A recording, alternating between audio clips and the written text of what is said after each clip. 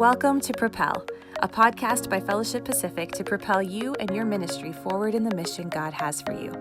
I'm your host, Jessica Powell, and in today's episode, you'll get to hear as Elizabeth Faulkner from our leadership development team talks with Wes Linde from Southridge Fellowship. Wes is the pastor of Connection and Community at Southridge, and he talks with Elizabeth about what it looks like to be missionaries right here at home in the midst of COVID-19 and how we can reach people one life at a time. Let's listen in now to Elizabeth's conversation with Wes Linde. I'm Elizabeth Faulkner from the leadership development team, and I'm here today with Wes Linde from Southridge Fellowship. How you doing, Wes? I'm doing well. Yeah, good. It's kind of fun for us to get to do this because Wes and I worked together at Southridge for, 6 or 7 years, or seemed like a long time. Yeah, we're next door neighbors. Yes, we had offices beside each other. We spent quite a bit of time in each other's offices, running ideas by each other, encouraging one another. We got to see each other go through lots of transition in our positions and our ministry. And I know, Wes, you have been a huge encouragement to me and my leadership. So thank you for that. And we're friends, our families are friends, our kids are friends. We're in the same community group now. So we have lots of connections. So this is going to be a fun, easy conversation, I think. So just to start off, can you tell us what do you do at Southridge now? What's your position there? So right now I'm the pastor of Connection and Community. So anybody who is newer to the church and getting them connected that way, getting them to the right spots in the church if they're interested in asking questions or taking some next steps in their walk with Jesus, or even just discovering who Jesus is. I'm a lot of that, and all the way through to the very kind of community life of the church. So into our community groups, our men's and women's and 55 plus and other things. So that's all kind of my domain. And I've been doing classes for membership classes we call partnership, and also baptism classes and that sort of thing too. So it's kind of a bit of a mix of things, but yeah. So never a dull moment then. No, I've worn many hats here. So. Yes, you have. Yeah, I think, you've gone from being a youth pastor to now being the pastor of Connection and Community. So it's a lot of transitions in there. Yeah, that's pretty awesome.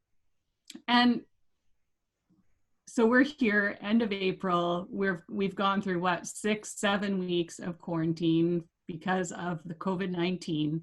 How has this affected you and your family? Well, people that know me well know me I'm an extrovert. So that's you definitely are and being huge, way up high on the extrovert. Yeah, and even just the whole place of me being a connections pastor and not having anybody to connect with. Yeah, that's interesting. But being an extrovert is tough. But especially the first little bit, I think a lot of it was like, okay, now what do I do if I'm not connecting people into the church that come through our doors? Yeah. But I've had a lot more time to slow down and to reflect and do some things that are fulfilling for me. I've been blogging more and doing a music project on the side that has been part of my kind of worship past, has been able to be resurfaced, which is fun. And stuff that I couldn't do while I was finishing my master's at Axe over the past 6 years. I guess it's been a year since I graduated. So right. But, it's been good to have some time to reflect. It probably is necessary. Yeah.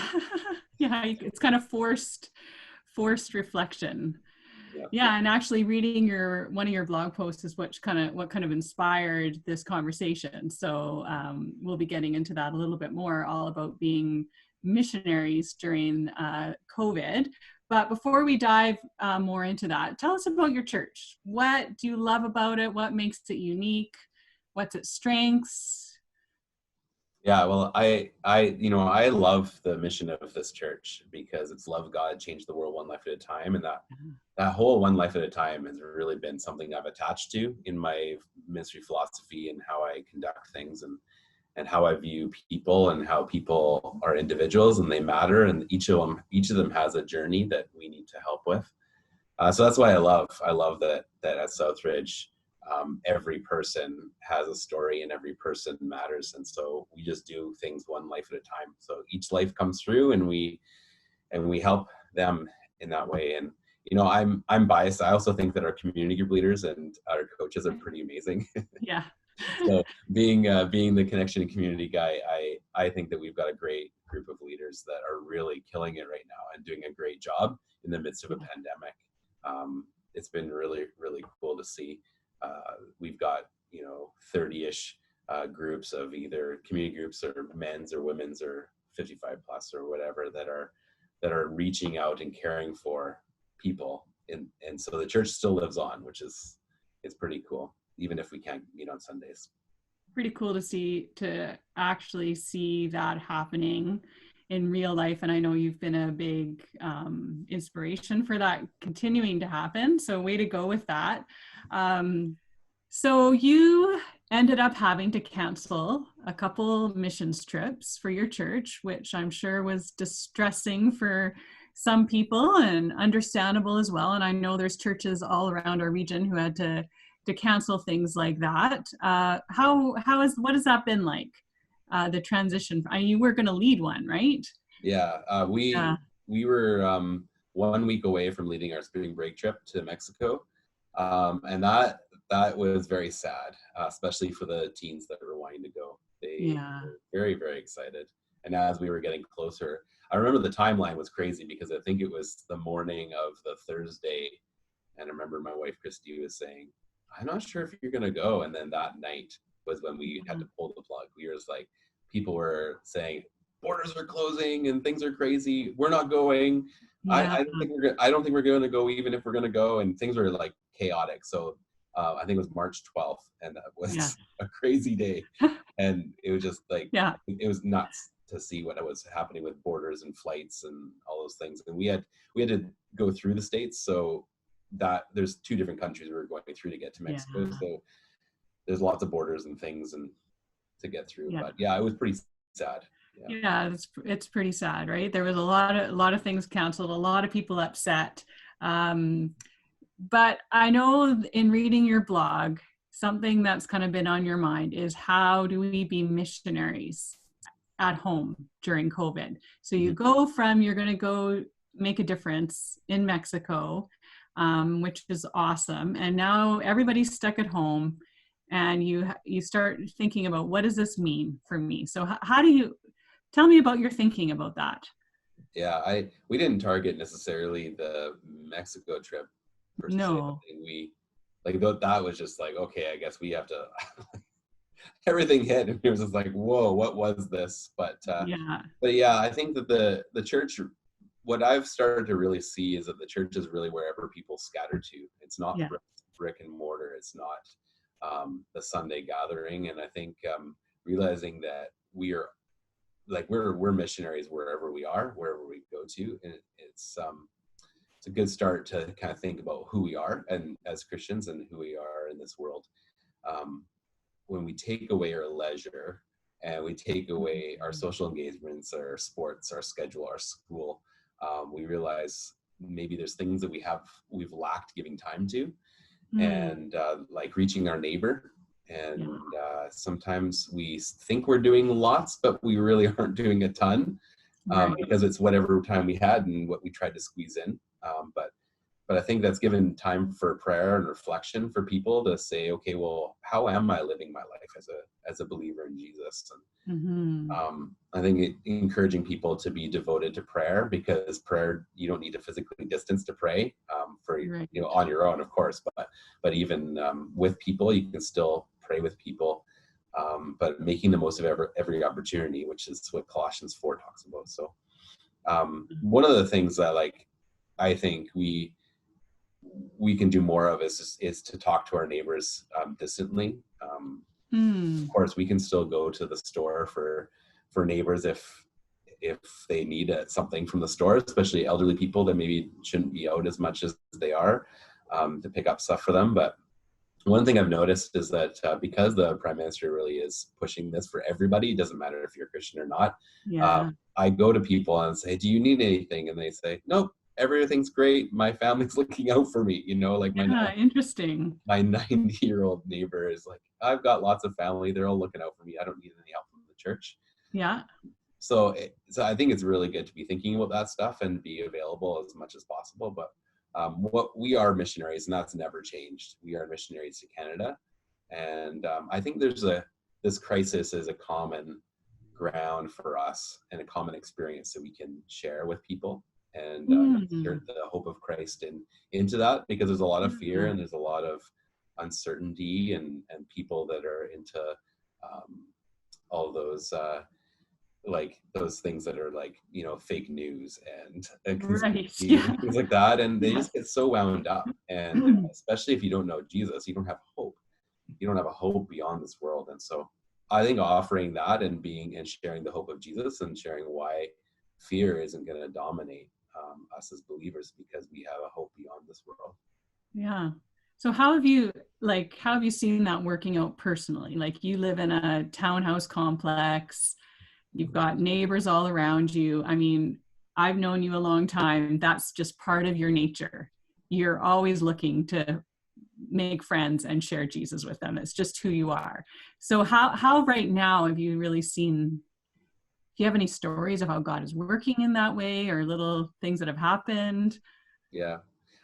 I think that we always think that there has to be some crazy big thing that has to happen. Yeah. Isn't that true? Yeah. Oh, if it's not perfect and brandable and YouTubeable and tweetable or whatever, like, it's not totally good enough. But what I started doing in my house is just standing outside my garage and just working on things, or cleaning, even fake cleaning my garage, just to be outside and to be watching people walk their dogs and stuff. And one of the ladies, she walks her dog every day, and so I know that she's walking right past my house to go walk the dog. And we've had some pretty meaningful conversations. Isn't this world crazy? And she's an elderly lady. She's alone, and I was able to have some deep conversations with her they weren't like onto the point where I'm going to lead her to Christ or anything, but definitely I would have never had that if I didn't intentionally put myself outside in a way that I can be interrupted by neighbors. I think to be willing to have a smaller, long chat, doesn't matter what it is important. So taking the time to do that is something I just think we miss opportunities we don't know we have. And I think that's kind of like we go along our lives and we think, oh man, I just didn't get any opportunities today, but we never put ourselves in a place where we could have an opportunity. I think if we put ourselves in that place, we'll see more opportunities for sure. It's interesting. I really like what you said about how COVID has kind of provided this commonality, because sometimes we think we don't have things in common with people, but right now everybody has this in common. And then you pair that with what you just said about intentionality. So being intentional about sharing Christ, whether that's being kind, to the person walking by with their dog and having a conversation. But those two things paired together really give us an opportunity. And so that's cool. I was just thinking about a conversation I had in Costco a couple of weeks ago, and the lady who was serving me, and she was visibly terrified working at Costco. Yeah. I might be terrified if I worked at Costco too. I know, totally, right? But my heart just went out for her. And so you think about the kindness that every person shows in there. Those little things that we can do can make a real difference in terms of having that impact. Yeah. I was at Home Depot, and I found myself just talking. I didn't realize that I was doing it until eventually this lady's just having this, chat as we were going through the Home Depot line. And I just think like the people are lonely too, right? Like that's a big store, and there wasn't a lot of customers. I think I was one of like 10 or something in the whole store. Yeah, it's interesting.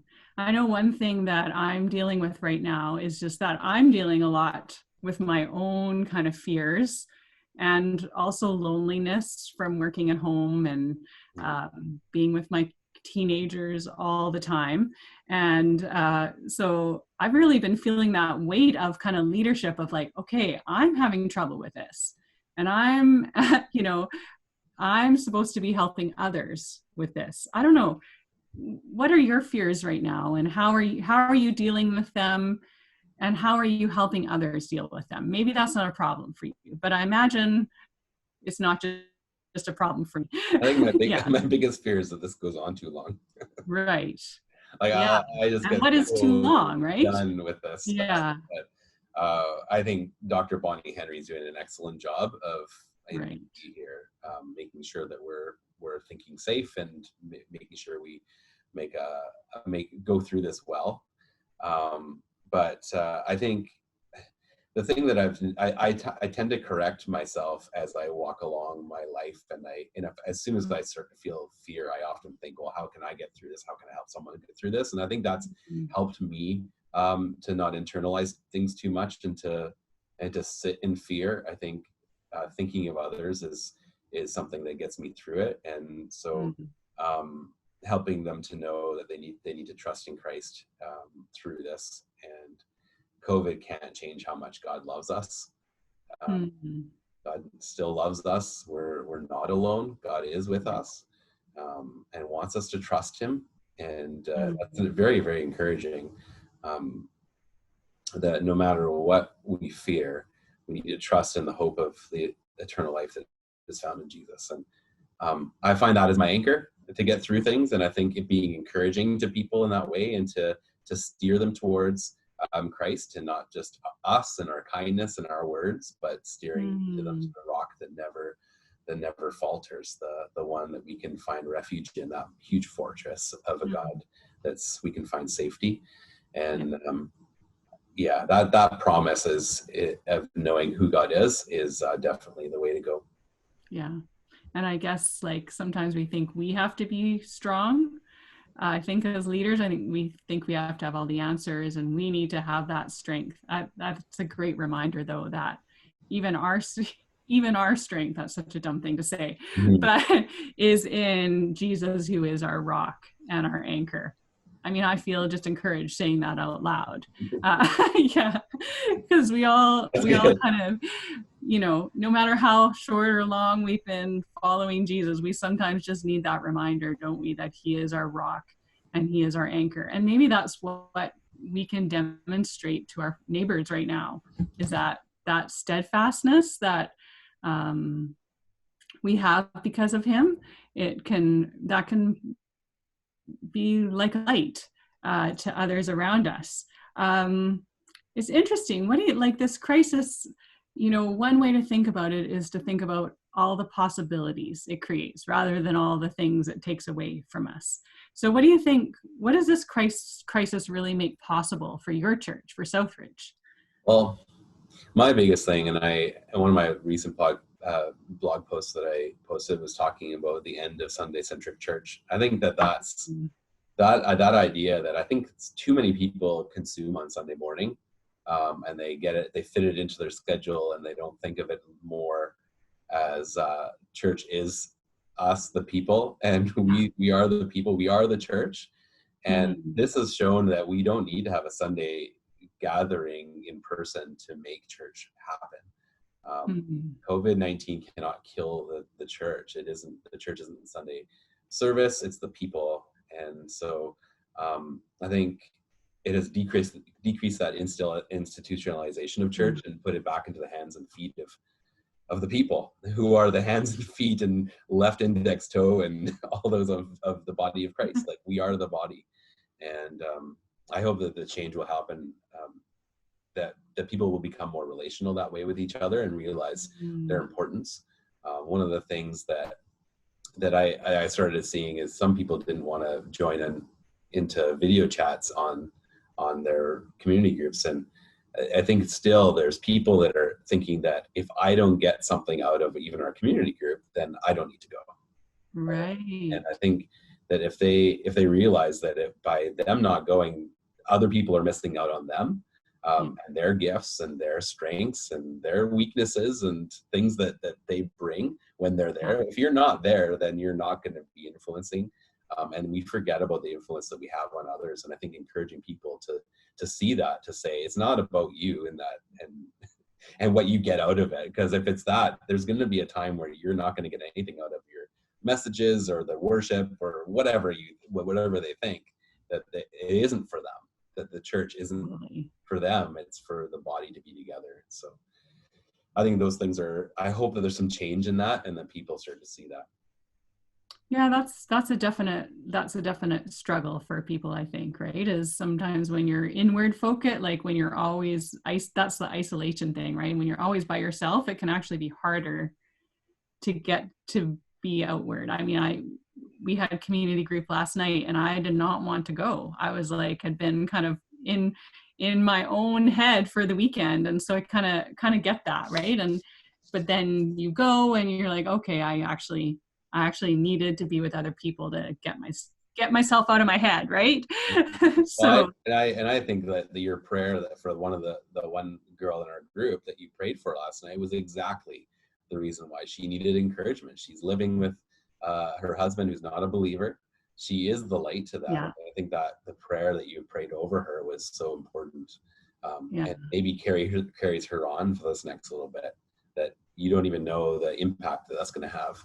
So again, you're right. Yeah. And you being there, yes, maybe not for yourself, but you for her, right, even that alone was enough and was really good for sure. It's interesting. When I was reading one of your blog posts, I can't remember which one it was, but it was you shared this verse, Galatians 6, 9 and 10. And it just makes me think of this conversation, but it says, "Let us not become weary in doing good, for at the proper time we will reap a harvest if we do not give up. Therefore, as we have opportunity, let us do good to all people, especially to those who belong to the family of believers." Mm-hmm. And I think that's something we need to remember, is not to be weary to doing good. And I just think of that just tiny little example of praying for someone who is a believer could actually help them to be missional in their family or with their own friends. So when we care for each other, it helps us to be missionaries in our community. I don't know. Any thoughts about that verse? Or yeah, I what struck me in that verse is that especially those to the family of believers, and I think, okay, yeah, sure. But what got me was that it's do good to all people, and do good for all people. And I think that is the light of Christ shining through us. We have something that some people couldn't even imagine what life could be like, with that sense of ease and comfort, knowing that Christ is with us. What we have is so incredible, and otherworldly, really, because this world is fearful. This world, it says, do it on your own. This world says, build it on your own strength.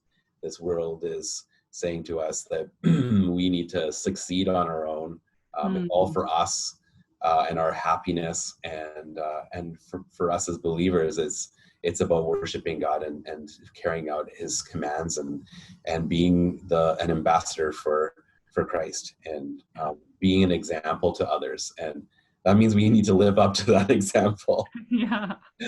and be good examples so that we can. I think one of the ways we can do that is through doing good to all people, like in that verse. Yeah, for sure. It's interesting because in our community group, we actually have a couple people who, are fairly new believers. And one of the things that they talk about all the time is just how the peace they have in their life because of Christ, that they really remember when they didn't have that peace in their life. And I just think that's something that should motivate us to share that with others. Yeah. So, I mean, one of the things I appreciate so much about you, Wes, is that missionary mindset. And you have a special ability to help people people who are just thinking about Christ and wrestling with it. You have the special ability to help them cross over into faith. And so I really admire about you. I think it's a gift that God has given you. And so I just want to encourage you to keep on with that. I wonder, can you share a story with us just to encourage us about how maybe you've seen God? I'm putting you on the spot with this, how you've seen God working through you in that way, or? Yeah, I'll just share one personal thing. Yeah. Back when I was a youth pastor, I would use Facebook quite a bit. Lately, I have been, Yeah. but I used it for youth ministry. And one of the things I saw today in my memories was 3 people that accepted Christ today. Oh, And just to praise Jesus for this and name them by name. And I don't know how appropriate that is to do that, but yeah. I was so happy and so excited because I guess a number of years ago on April 27th, when we're recording this, That's so awesome. this 3 people accepted Christ, 3 teenagers. But one of the things was this other story I think is pretty cool. We're doing this membership partnership class, and 2 of the guys that I've been really involved in, Ricky and Christoph, at the end of, we started talking, just everybody else left the meeting, and then talking, and then on this video chat, and they started chatting to each other and sharing their testimonies, and it was crazy to see. And I hate talking about myself this way, but it was really impactful for me and encouraging that they both had me in their lives as part of their faith story. Ricky, I helped him lead him to Christ, and he did it on his own, but I prayed with him lots and tried to get him close to that. And then Christoph as well, he just was a brand new believer and just discipling him all the last fall and throughout the winter. It's been really cool. And to hear them talking and getting to know each other, even though they didn't know each other before, didn't know each other from Sunday morning gatherings at all. It was really cool to be a fly on the wall. That's pretty cool. That's like one of those God orchestrated kind of moments. Very cool. One of our values as Fellowship Pacific that we have is kingdom impact. That's one of our big values. And one of our goals is really to see every church having someone to come to Christ every year, which is a pretty awesome goal. And, for obvious reasons, that's something we hope for all of our churches, to see people coming to Christ every year. So I wonder, just to kind of cap things off, how would you like to encourage our churches? If you could, say anything to them to encourage them, how would you like to encourage them right now? Yeah, I'm very passionate about this question. Yeah. Because I really believe in what the fellowship is doing. And the opportunity to share anything is completely humbling. But I think this idea of focusing on church being 24/7 and not Sunday centric, there's so much more. A voice on a Sunday for a message. If you're a lead pastor out there or someone who preaches often, that's one voice. I found that I've got so many voices that are able to reach people through personal conversations, through blogging, through other means, social media and other things. There's gaining a voice is a very precious thing to be able to use. But the thing that it's caught me and really challenged me lately is that there are people out there that are dying to know Jesus, and they are dying without knowing it's Jesus they need to know. And I think that is so hard to hear, knowing that there's people that just don't know him and need to know him, and then they don't even realize what's available to them, and how much he loves them and how much he wants them to be with them. So I think that should probably drive us to thinking, okay, we have to do something. We have to go round trip on this conversation, to be one life at a time, to be kind of, okay, here's another life. How can we help them? What's their next step in their walk with Christ, whether they know Christ or not? So to be that, to show love, to show grace, to show mercy, to be the light of the world, because the city on a hill cannot be hidden, especially in these dark and tired times. Yeah, it's true. Well, thanks so much for being here, Wes. I think, a big thing I'm going to take from our conversation is it's a new thought that we now have this commonality that we can share with people. And I think if we step in intentionally to encourage and be that light, ourselves, our churches can really make a difference during this time. So thank you so much for being here. Thank you. It's a privilege to be here. Have a great day, and we'll talk to you soon. All right. Thanks. Bye, Elizabeth. Bye. Thanks for listening to today's episode. At the Fellowship Pacific Ministry Center, our team is committed to serving our churches. To find out more about the resources we have available and how we can support you, visit www.fedpacific.ca.